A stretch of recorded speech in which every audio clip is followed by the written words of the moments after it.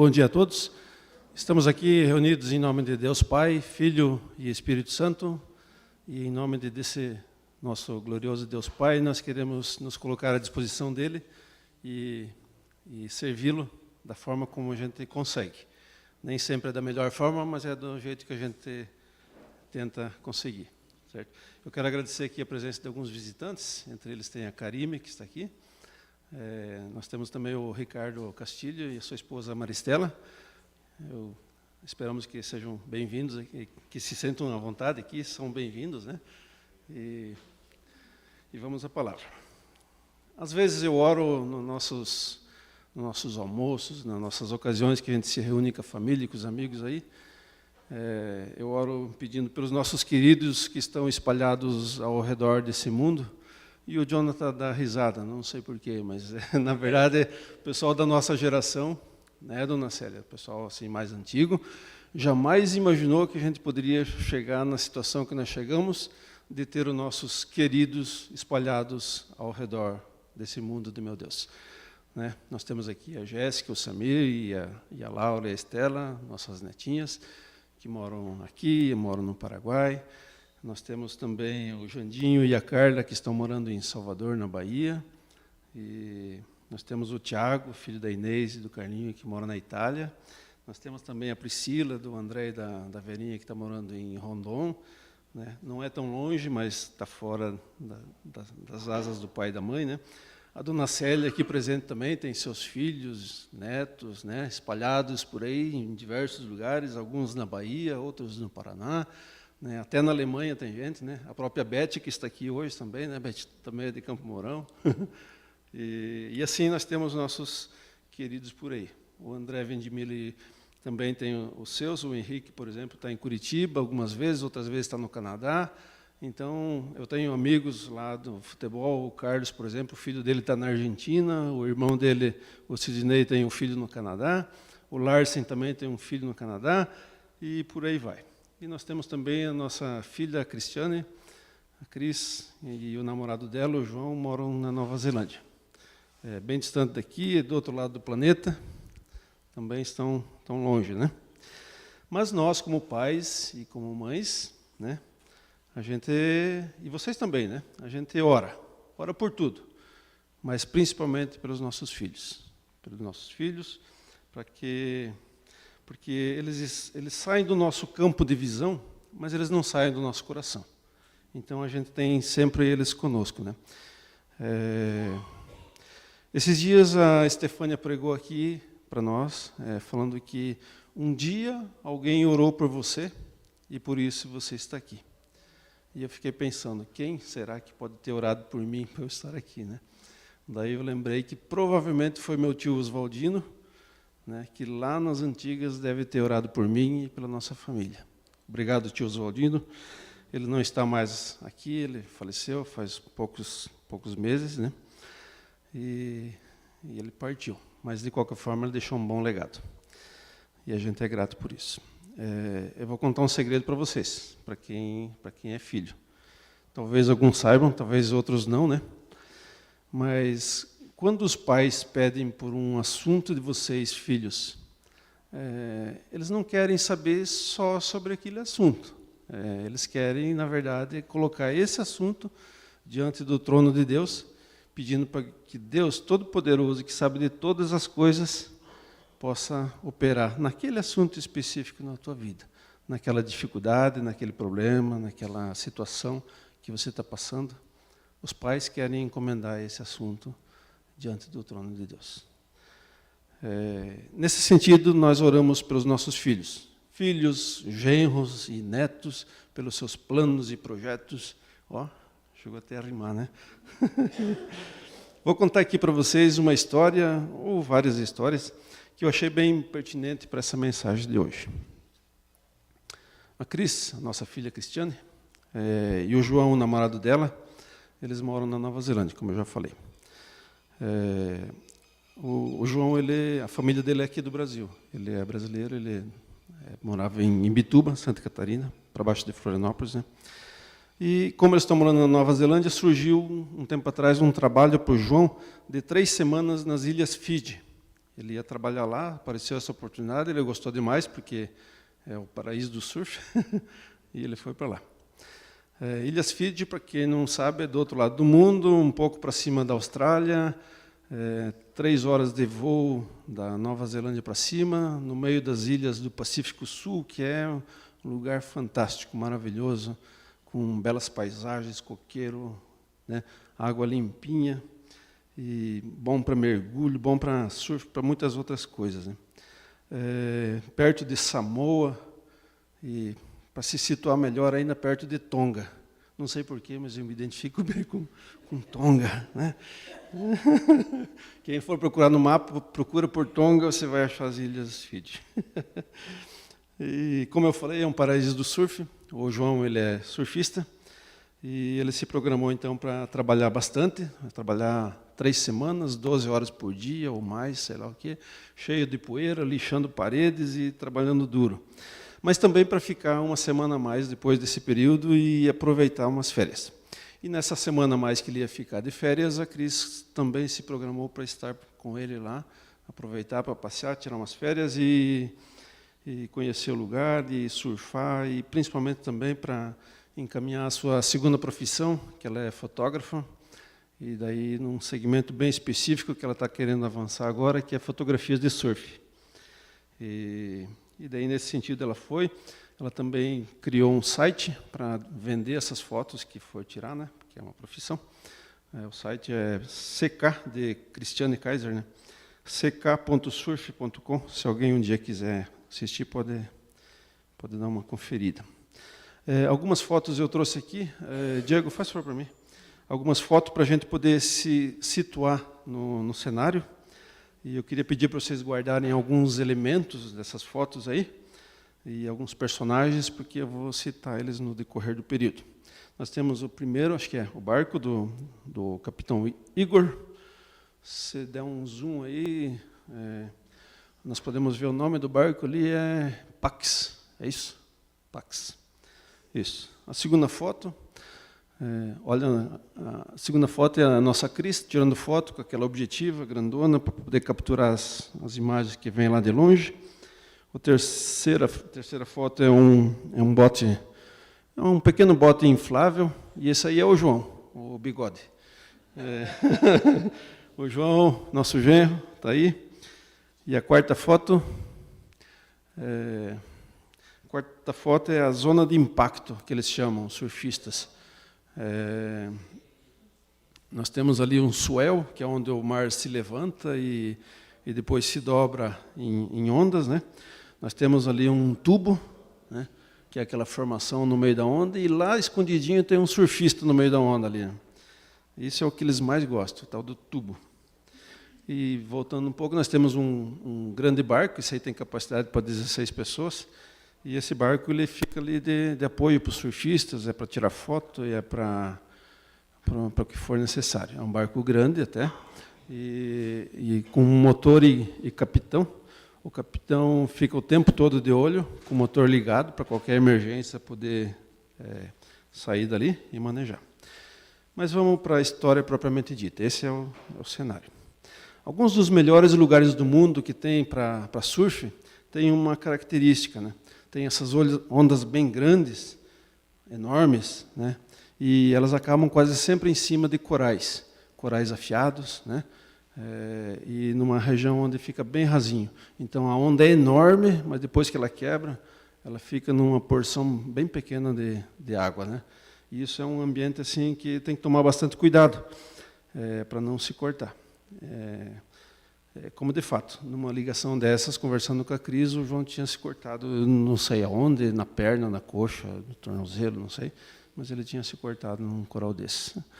E o capitão Igor, que apareceu aí, também tinha um acidentezinho que ele pegou a ponta da prancha, pegou na costela, daí ele teve que ficar alguns dias meio de molho, né, sem poder fazer as atividades dele. Sabendo dessa situação, a gente, já ligou o sinal de alerta de paz. Vamos orar pelos nossos filhos. Vamos orar para que Deus cuide deles, no mar, nas ondas, no barco, na prancha, nos passeios, na hospedagem, viagem de avião e tudo mais, né? A gente ora e depois descansa. Descansa porque nós sabemos que eles estão encomendados na mão do Senhor. Mais do que isso nós não podemos fazer, porque eles estão lá longe, mas a gente tem eles guardados no coração e tem encomendado a vida deles diante do Senhor. Vocês aí têm os filhos pequenininhos, talvez, né? Mas vão enveredando por esse caminho, porque vai ser uma constante na vida de vocês. Vão orar muito pelos filhos de vocês. Eu quero trazer a leitura de João 6, 16 a 21.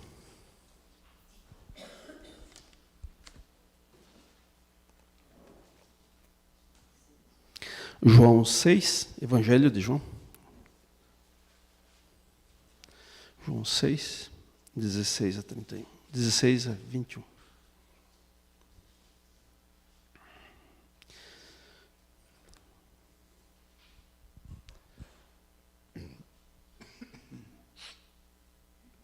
Passo a ler. João 6,16. Jesus anda por sobre o mar. Ao descambar o dia, os seus discípulos desceram para o mar. E tomando um barco, passaram para o outro lado, rumo a Cafarnaum. Já se fazia escuro e Jesus ainda não viera ter com eles. E o mar começava a empolar-se, agitado por vento rijo que soprava. Tendo navegado uns 25 a 30 estádios, eis que viram Jesus andando por sobre o mar, e aproximando-se do barco, e ficaram possuídos de temor. Mas Jesus lhes disse: Sou eu, não temais. Então eles, de bom grado, o receberam, e logo o barco chegou ao seu destino. Até aqui a palavra do Senhor. Eu quero ler a palavra da Cris agora. Ela vai contar uma pequena história. Eu ia falar para vocês, mas eu pedi para ela escrever, para não perder nenhum detalhe, né? E eu achei que ela escreveu tão bem que eu acho que eu vou fazer das palavras delas as minhas aqui. Diz a Cris: eu estava num barco fotografando sozinha. Os 3 rapazes, incluindo o João, estavam surfando e eu fiquei no barco para fazer as fotos. O barco, no caso, é aquele Pax que apareceu antes. O capitão, antes de sair, teve a boa ideia de me ensinar como ligar o motor e mover o barco, caso a âncora soltasse, porque se isso acontecesse e eu não fizesse nada, o barco podia parar em cima do coral. E adivinha? Aconteceu. A âncora soltou mesmo. E percebi que o barco estava se afastando dos outros, na minha frente, liguei o motor, puxei a âncora, mas veio só a corda. Eu já ia pedir ajuda para os outros barqueiros que estavam por ali, quando eu vi o capitão estava voltando ali, estava acenando para mim, e ele voltou, eu peguei ele no barco, e ele tinha uma âncora reserva, e ele resolveu rapidinho, tudo certo, respirei aliviada. Ufa, passou o susto, né? Temos aqui muita coisa em comum na nossa história da Cris e na história dos discípulos, né, nessa passagem que eu acabei de ler. Tanto os discípulos, no versículo 16, como os surfistas, tomando um barco, desceram para o mar. Uns para diversão e lazer, outros para trabalho, né? Temos ainda a palavra no versículo 17, na parte B, diz: Jesus ainda não viera ter com eles, ou seja, o mestre estava fora. O capitão, o Igor, também estava fora do barco. Já se fazia escuro, diz o versículo 17. Sem Jesus, sem o mestre, sem o capitão, a coisa fica escura, fica preta muitas vezes, né? Os discípulos estavam possuídos de temor, diz o versículo 19 no final, vendo fantasmas. Eu creio que a Cris também. Talvez não chegou a ver fantasmas, mas que com certeza ela ficou no temor. Ah, isso ficou. O mar estava agitado, diz o versículo 18. Na zona de impacto, aqui, também é agitado. Mas não só agitado, mas cheio de perigos, de cortes, onde é possível sucumbir, onde é possível virar o barco e perder tudo, perder todos os equipamentos, celular, câmera, documentos, motor, talvez o próprio barco, né? Porque conforme pega pode causar um prejuízo enorme. e além dos prejuízos materiais, quem sabe até o prejuízo da própria vida. Assim podemos ver numa situação dessa. Onde está ancorada a nossa vida? Estamos realmente firmes ou estamos soltos por aí? A deriva. Em paz ou agitados pelos ventos e pelas ondas de diversas doutrinas que se espalham por esse mundo afora? Navegamos em águas profundas ou bem no rasinho? A nossa amarração está realmente firme, consistente, forte, bem feita? Ou está assim, mais ou menos? Né? Estamos bem instruídos? E se realmente nós fomos instruídos, nós prestamos atenção naquilo que nos foi ensinado? Né? Quando jovens, tudo é divertido. Tudo é ótimo, lindo, maravilhoso. Nós podemos usufruir da vida, muitas aventuras, muitas alegrias, e a gente quase não percebe perigo em nada, né? Pois está tudo sob controle, está tudo sob o nosso controle, diria, né? E realmente nós somos fortes. Quando jovens, nós temos o vigor da vida, né? Nós somos fortes, ágeis, a gente consegue dar conta de tudo e conseguimos fazer quase tudo o que nós pensamos em fazer, a gente consegue fazer. E está tudo bem com isso, é isso mesmo. Nós devemos viver a nossa vida intensamente porque Deus nos concedeu essa vida. Senão, o que vai sobrar para nós contar a história depois de velhos, né? Eu fui bom no videogame, nossa, eu sentar no sofá ali e mandava ver, né? Então, nós temos nossas aventuras, está tudo ótimo, tudo certo. Mas, quando a gente amadurece, à medida que nós vamos tendo novas experiências, nós percebemos que a vida ela pode mudar de repente, né? E quando a gente vai tendo várias experiências, a gente percebe que isso pode acontecer muitas vezes, né? O que antes estava sob controle, num piscar de olhos, passa a não estar mais, né? Alguma coisa deu errado e nós nem percebemos que a situação mudou. Quando vemos, já não depende somente de nós. Nós precisamos da ajuda de alguém.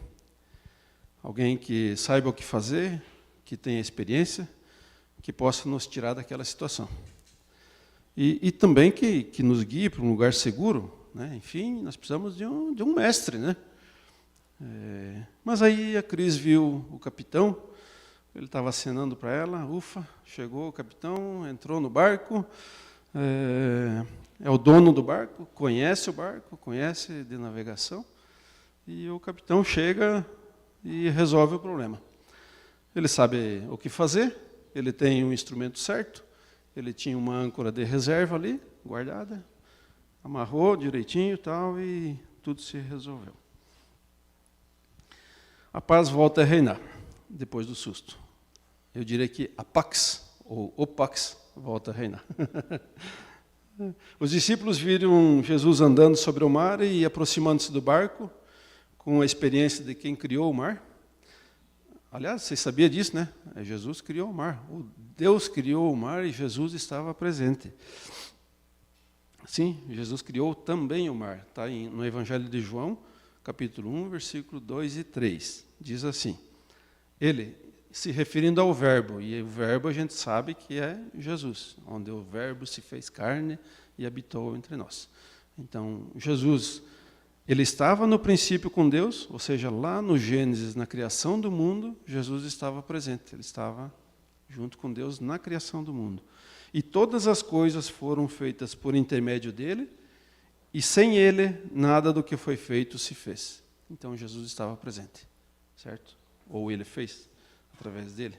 Enfim, e na nossa história do versículo do capítulo de hoje, nós temos Jesus chegando com a solução, dizendo o principal para aquele momento, não temais, versículo 20, não temais. E logo o barco chegou ao seu destino, versículo 21. Sim, para aquele momento bastava o não temais de Jesus. Para aquele momento, porque para o restante da vida dos discípulos, eles ainda iam ter uma longa caminhada com Jesus, ainda iam ter um longo aprendizado com muitos ensinamentos.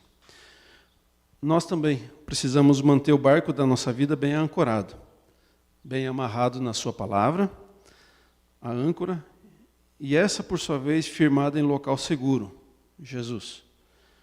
Pois a vida apresenta seus desafios e instabilidades, e nós não podemos ficar soltos por aí, né? A Cris nos contou essa história numa ligação de vídeo, e nós ficamos felizes porque Deus atendeu as nossas orações e protegeu os nossos queridos. E a gente agradeceu, agradece sempre. Obrigado, Senhor. E é isso. É uma bela história com um final feliz.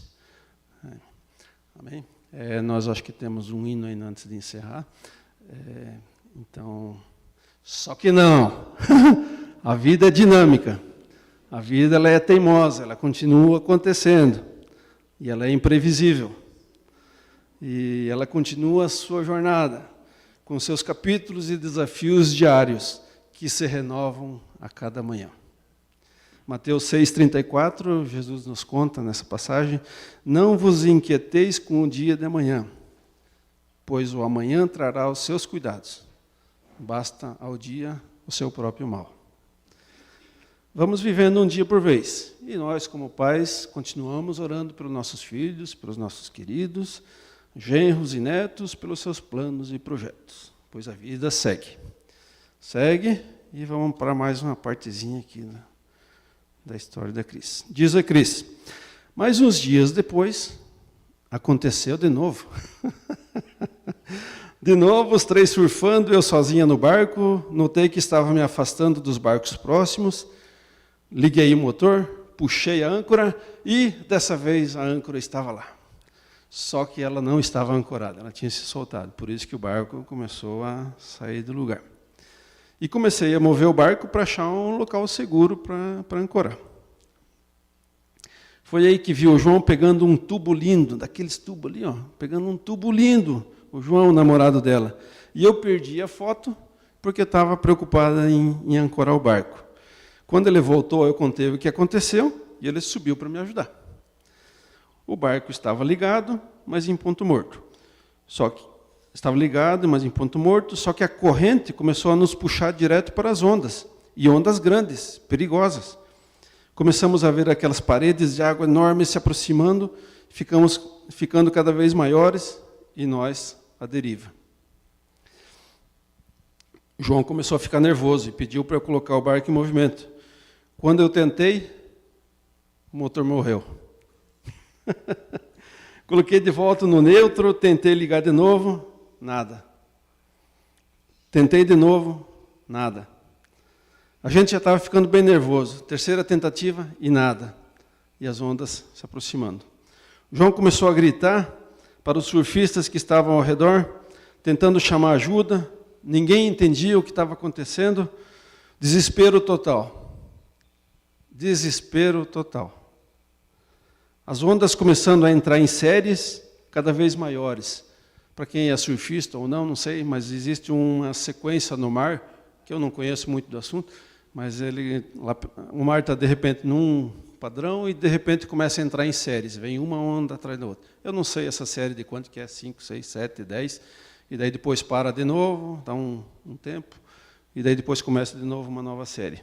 Quando eles estavam bem no meio dessa situação de desespero total, começou a entrar uma série com ondas enormes, cada vez maiores, e a gente sendo puxado para a zona de impacto. Zona de impacto, creio eu, que pelo nome deve ser essa região aí onde as ondas quebram, né? Os discípulos de Jesus também tiveram um novo capítulo, numa nova ocasião. Novo desafio, novo aprendizado, porque a vida não para. Vamos ver o texto de Marcos 4, 35 a 41. Pode até parecer que é a mesma história, porque é um pouco parecida, mas não é. É um novo capítulo na vida dos discípulos. Marcos 4. Marcos 4. Marcos 4, versículo 35 a 41. Passo eu a ler. Jesus acalma uma tempestade. Naquele dia, sendo já tarde, disse-lhes Jesus: passemos para outra margem. E eles, despedindo a multidão, o levaram assim como estava no barco, e outros barcos o seguiam. Ora, levantou-se grande temporal de vento, e as ondas se arremessavam contra o barco, de modo que o mesmo já estava a encher-se de água. E Jesus estava na popa, dormindo sobre o travesseiro. Eles o despertaram e lhe disseram: Mestre, não te importa que pereçamos? Mestre, não te importa que morramos? Pode ser outra palavra. E ele, despertando, repreendeu o vento e disse ao mar: Acalma-te, emudece. O vento se aquietou e fez-se grande bonança. Então lhes disse: Porque sois assim tímidos? E como é que não tendes fé? E eles, possuídos de grande temor, diziam uns aos outros: Quem é esse que até o vento e o mar lhe obedecem? Quem é esse que até o vento e o mar lhe obedecem? Quem é? É o Criador dos céus e terra e universo e mar.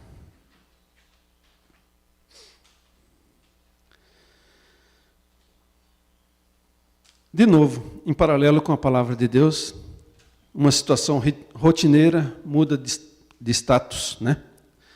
Passa de tudo sob controle para desespero total, em questão de poucos minutos.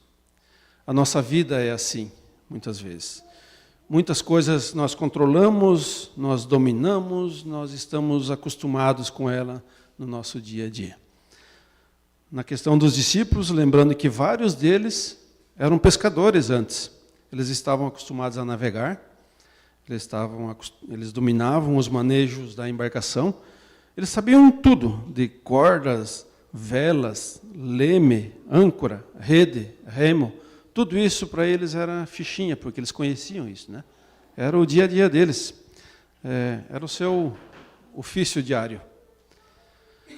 O João, não evangelista, o nosso João, o João da Cris. Ele foi por muito tempo bombeiro, ele foi salva-vidas, ele é surfista desde pequeno, porque morava na praia, num dos melhores lugares que tem no Brasil para surfar, em Bituba. Desde pequeno foi surfista. O João também conhece de ondas, conhece de swell, ele sabe de séries, sabe de prancha e etc. Essas coisas todas ele conhece. A Cris também tinha conhecimento, tinha sido instruída de como ligar o barco, de como manobrar o barco. Talvez pouco conhecimento, pouca instrução, mas tinha sido instruída. Mas na vida tem coisas que não dependem somente de nós. O imponderável pode acontecer. E o pior de tudo, pode se repetir, né? Como é o caso de hoje, né? No presente diário, que é o nosso devocional que a gente costuma ler em casa toda manhã, presente diário de quarta-feira agora, dia 23, nos diz que todos estamos sujeitos a acontecimentos drásticos ou felizes. O presente diário estava falando a respeito de uma doença que acometeu o profeta Eliseu, e o Senhor poderia ter curado ele, só que Deus não o fez. O profeta acabou falecendo por causa dessa doença. Jesus disse: porque Deus faz raiar o sol sobre os maus e sobre os bons, e derrama chuva sobre justos e injustos. Mateus 5, 45, parte B. Esse pequeno texto do presente diário nos diz que não temos controle sobre nada. Deus nos deu a salvação, nos deu a vida eterna, mas isso não significa que nós estamos isentos de dor ou de tristeza. Coisas aparentemente ruins podem acontecer.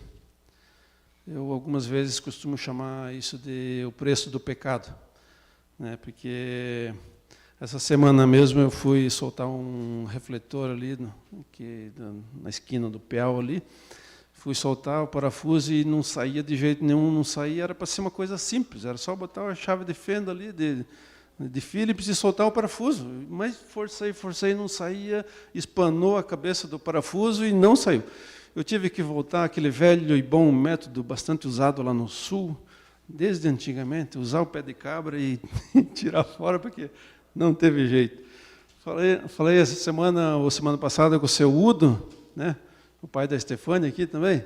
Ele falou, mas isso é assim mesmo, tem muitas coisas que não tem jeito, cara. Tem uma cama lá que ele estava mexendo, eu acho, tem 4 parafusos, 3 saem de boa, você se programa para 5 minutos, resolve o problema. Dos 4, 3 saem, que é uma beleza, e o quarto enrosca de um jeito que não tem como tirar. É incrível isso?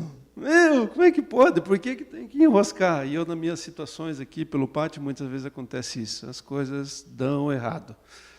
E eu falo que isso é o preço do pecado, não talvez sim, talvez não, pelo nosso próprio pecado, pelo meu pecado, pelo seu, mas talvez pelo pecado original. Porque lá no Éden, no paraíso, a vida funcionava, que era uma beleza, tudo de acordo com o projeto de Deus. Ele programou uma vida boa, perfeita, que tudo funcione para nós. Mas daí o homem, na sua rebeldia, foi cair em tentação, o homem e a mulher, e pecaram, e por causa desse pecado, a terra hoje produz cardos e abrolhos, e cheio de espinhos, e cheio de coisas que enroscam e que atrapalham a nossa vida. Quantas situações, de repente, você pode estar passando na tua vida que, de repente, as coisas não estão dando certo. Tem tudo para dar certo, mas não dá certo. Versículo 37 diz, ora, levantou-se grande temporal de vento e as ondas se arremessavam contra o barco, de modo que o mesmo já estava a encher-se de água. Quantas vezes nossa vida também se enche de água. E era para a gente navegar tranquilamente por esse mar da vida e não acontece. As coisas dão errado. Estamos vivendo nossa vida normal, conforme planejamos, comendo, bebendo, trabalhando, se divertindo, viajando, e está tudo certo, ótimo. Mas, sem aviso, podemos receber uma notícia ruim, um negócio que deu errado, um desentendimento pessoal, de repente, com alguém próximo da gente, um golpe que é tão comum hoje em dia, que a gente vê acontecendo, uma conta que não era nossa e que de repente leva o nosso dinheiro embora, uma morte na família, uma doença grave, eu não sei, tantas coisas que podem acontecer. E isso tudo nos tira a paz, nos lança no desespero total. E onde está Jesus nessa hora? Parece que Jesus, mesmo estando no nosso barco, dorme. Versículo 38. Jesus, não se importa conosco?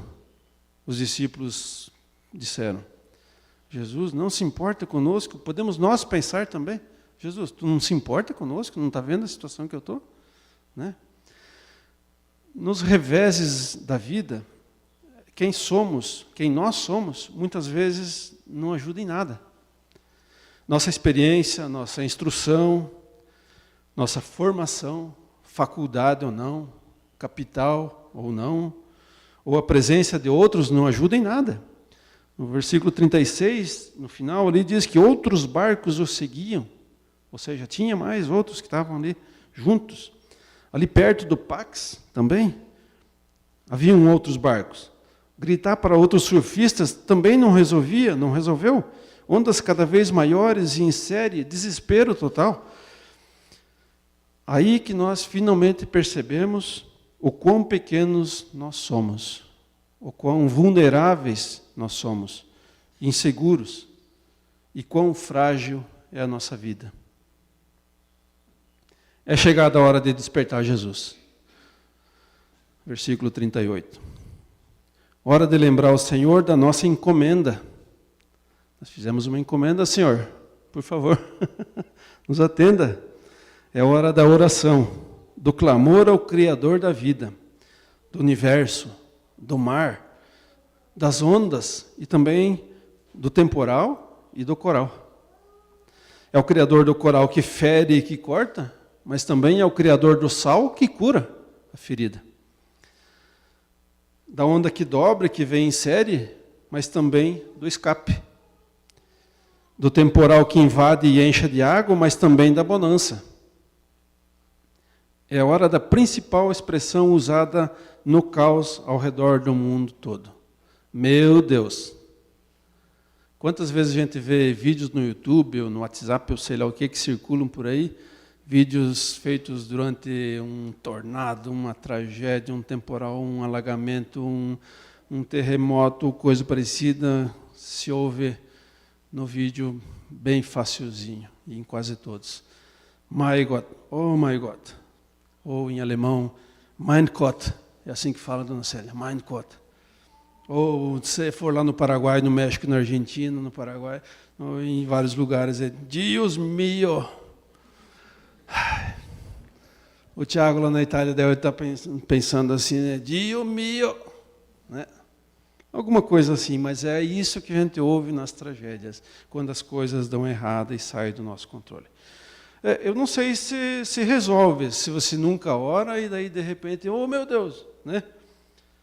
Se você vive em comunhão constante com o Senhor, com certeza isso vai fazer a diferença, essa breve oração, né? Mas eu fico pensando assim, isso não tem fundamento bíblico, tá? E também não tem comprovação científica. Eu só fico pensando aqui, absorto em meus pensamentos, Deus recebendo uma chamada lá. Número desconhecido.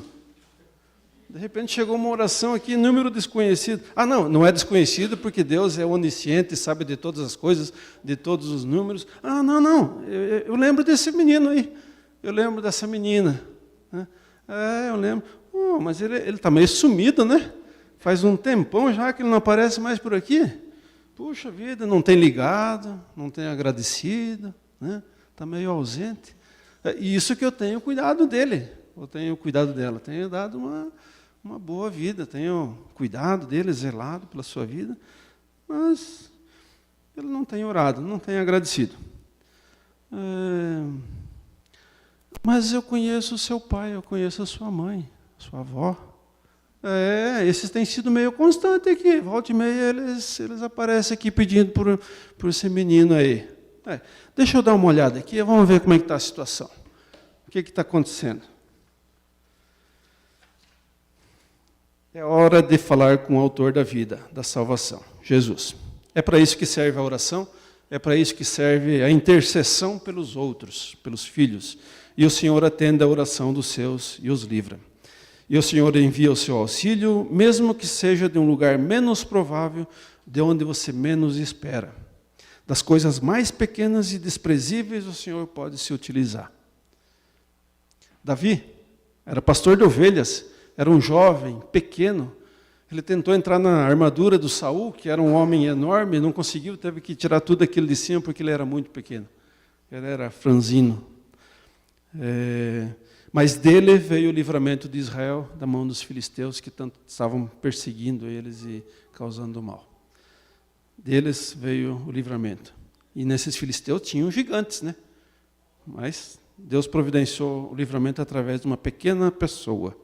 E de uma pequena nuvem no céu, nos conta a palavra de Deus em 1 Reis 18, 44, de uma pequena nuvem veio uma chuva que acabou com uma seca que já durava 3 anos e meio lá em Israel.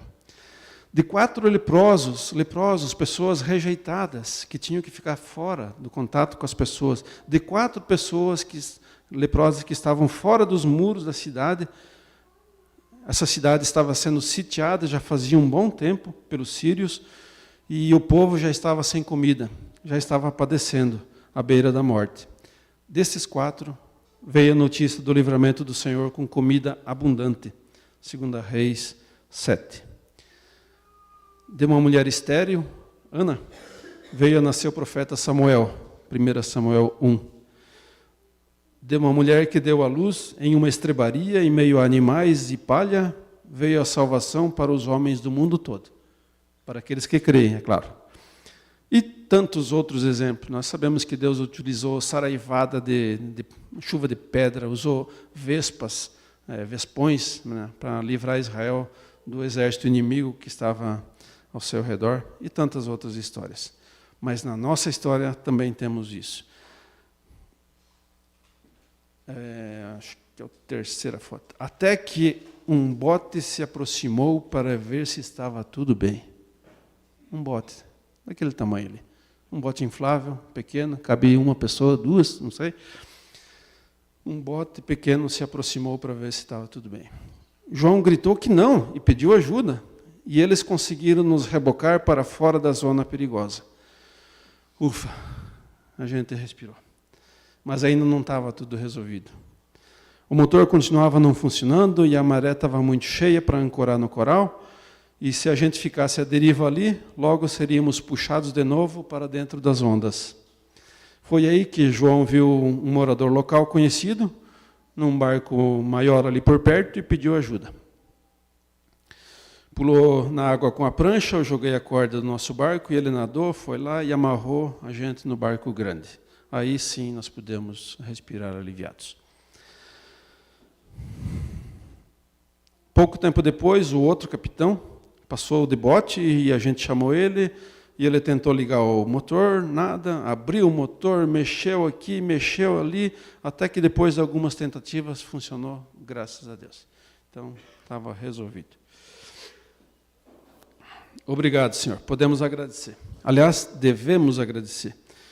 E o que fica depois de um perrengue desses são as lições, as histórias para contar e muitas vezes até para rir. E aí vem o final da história. O dono do barco, aquele que aparece lá no começo, o Igor, surfista também, tinha pego um tubo maravilhoso e voltou feliz da vida, de carona com jet ski, pediam: vocês viram meu tubo? Viram meu tubo? Conseguiu tirar foto? Conseguiu? Conseguiu a foto? Não consegui. Ele nem percebeu que o barco dele quase foi levado pelas ondas, que o motor não pegava, que tinha morrido, que ele foi rebocado por um pequeno bote e que estava amarrado num outro barco maior. Ele não percebeu, ele só queria saber da foto do tubo dele. A vida continua, claro. Nós seguimos vivendo, trabalhando, se divertindo, desfrutando da vida maravilhosa que o Senhor, o autor da vida, nos proporciona. Não soltos por aí, à deriva, mas firmemente amarrados na palavra de Deus e firmados na rocha, o Senhor Jesus, que está onde está a nossa verdadeira segurança. Tenhamos o propósito de nos aproximar de Deus, o Criador, cultivar o hábito saudável de orar todo dia, de nos colocarmos sob a orientação da sua palavra, ter presente conosco sempre um devocional ajuda bastante, porque daí já vem um texto e vem aos comentários a respeito daquele texto bíblico. Então, tornar isso bem presente na nossa vida, para que a gente se aproxime do Criador. E essa palavra de Deus, ela nos mostra que para a nossa vida, a vontade do Senhor é boa, perfeita e agradável. Romanos 12. Deus tem prazer em ouvir da nossa boca o pedido de orientação para a nossa vida. Ele não quer gente muito autônoma por aí, vivendo solto, tal. Ele tem prazer de ouvir a nossa orientação, a nossa oração, o pedido de orientação, o pedido de que Ele tome conta da nossa vida, de que Ele nos instrua de como nós devemos proceder nessa situação que eu não estou achando solução. Senhor, me ajuda. Deus tem um prazer enorme de ouvir isso. Ele quer nos conduzir. É um Deus de amor. Deus é amor. E Ele quer nos conduzir. Então, façamos isso. Colocamos a nossa vida nas mãos dEle, né? Isso é dependência. Porque nós podemos falhar, mas Ele não. Amém?